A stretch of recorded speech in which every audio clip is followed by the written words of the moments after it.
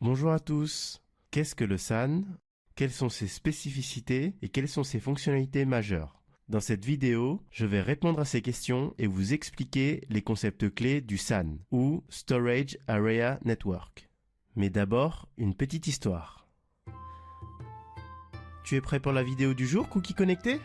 Mais qu'est-ce que tu fais déguisé en samouraï exactement? Quoi? Le stockage japonais? Mais pas du tout. Aujourd'hui, je vais parler du stockage SAN. Ah, je viens de comprendre, Cookie Connecté. Tu as encore mal compris. Bon allez, Cookie San, je vais t'expliquer le stockage SAN. Le SAN est un réseau dédié de stockage de données permettant de mutualiser des ressources de stockage. Les serveurs envoient les données à stocker sur le réseau SAN qui les achemine jusqu'au baie de stockage. Les données à stocker sont alors routées via des switches dédiés au SAN.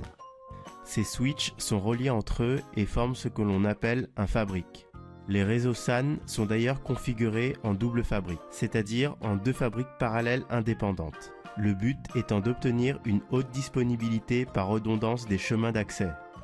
Cela permet d'avoir d'une part une tolérance aux pannes, mais aussi de réaliser des interventions de maintenance matérielle transparentes pour les applications. Passons maintenant à la nature des données transitant sur le SAN. Les baies de stockage ne connaissent pas la structure des fichiers, c'est le serveur qui la connaît. En effet, le système de fichiers, ou file system en anglais, est géré au niveau du serveur et non de la baie. Les données transmises au travers du SAN sont réalisées en blocs de données. Ces données sont donc directement accessibles en mode bloc par le système de fichiers des serveurs. Chaque serveur voit alors l'espace disque d'une baie SAN auquel il a accès comme son propre disque dur. Par le SAN transitent aussi les requêtes SCSI. SCSI signifie Small Computer System Interface. Il s'agit d'un standard définissant un bus informatique reliant un ordinateur à des périphériques ou à un autre ordinateur. Les requêtes SCSI sont transportées principalement par Fiber Channel ou fibre optique en français. Le protocole Fiber Channel permet le transfert des données haut débit entre serveurs et espaces de stockage. Des cartes HBA pour Host Bus Adapter permettent de faire l'interface Fiber Channel entre un serveur et un réseau sur lequel se trouvent les périphériques de stockage. Il existe aussi le ISCSI pour Internet Small Computer System Interface, qui est le protocole de stockage en réseau basé sur le protocole IP. Le principal avantage de l'ISCSI est que les paquets peuvent être routés sur Internet, ce qui permet donc d'utiliser le réseau Ethernet de l'entreprise, ce qui coûte moins cher que le SAN en Fiber Channel, puisque le SAN en Fiber Channel demande l'investissement dans une infrastructure de stockage dédiée. Aujourd'hui, les grandes entreprises ont des SAN s'appuyant majoritairement sur le protocole Fiber Channel, alors qu'en général, les PME utilisent quant à elles le protocole ISCSI. Maintenant que je vous ai présenté les caractéristiques du SAN, nous allons voir ensemble les fonctionnalités clés de ce dernier. La première fonctionnalité intéressante du SAN s'appelle le zoning. Il permet de cloisonner les espaces de stockage. En ce sens, le zoning est l'équivalent du VLAN puisqu'il permet de partitionner un fabrique Fiber Channel en plusieurs sous-réseaux, ce qui permet d'isoler chaque zone les unes des autres. In fine, le zoning permet à un administrateur de contrôler précisément qui peut voir quoi dans un SAN. Le zoning Fiber Channel s'effectue surtout aujourd'hui par le numéro de World Wide Name. C'est l'identifiant unique d'une carte HBA Fiber Channel. On parle alors de soft zoning par opposition au hard zoning qui est le cloisonnement par les ports physiques. La seconde fonctionnalité clé du SAN est la création du LUN. LUN signifie Logical Unit Number.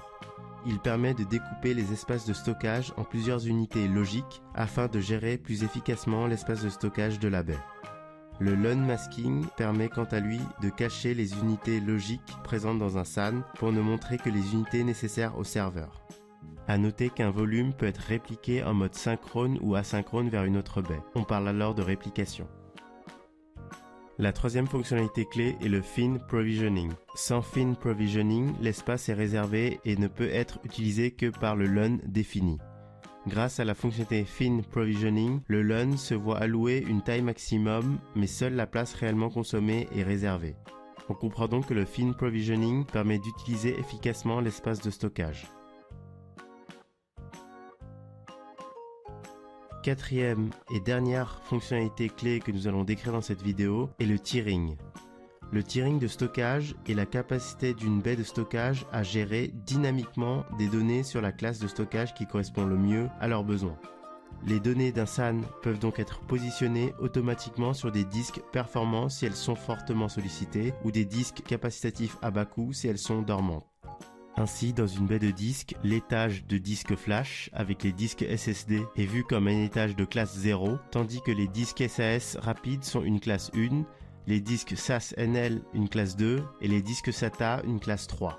Ce mécanisme de tiering permet de maximiser le rapport entre performance et prix de la baie, mais aussi de faciliter le travail des administrateurs qui n'ont alors plus à gérer manuellement les mouvements de données. Enfin, je vais terminer cette vidéo en vous parlant de la fonctionnalité RAID. Le SAN dispose de solutions de réplication de données locales. Cette solution s'appelle le RAID. Et figurez-vous que j'ai fait une vidéo dédiée pour expliquer le RAID. Donc si ça vous intéresse, n'hésitez pas à aller voir la vidéo. Et voilà, maintenant vous avez compris les concepts clés du SAN.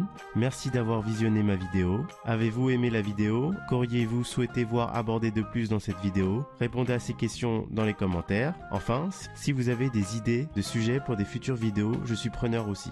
Pensez à vous abonner à ma chaîne YouTube, à mon Twitter ou à mon Facebook pour ne plus rater de vidéos du Cookie Connecté. En effet, de nombreuses vidéos viendront et peut-être qu'il y aura un sujet qui vous intéressera. Enfin, voici une sélection de vidéos en rapport avec le SAN qui sont susceptibles de vous intéresser. À bientôt!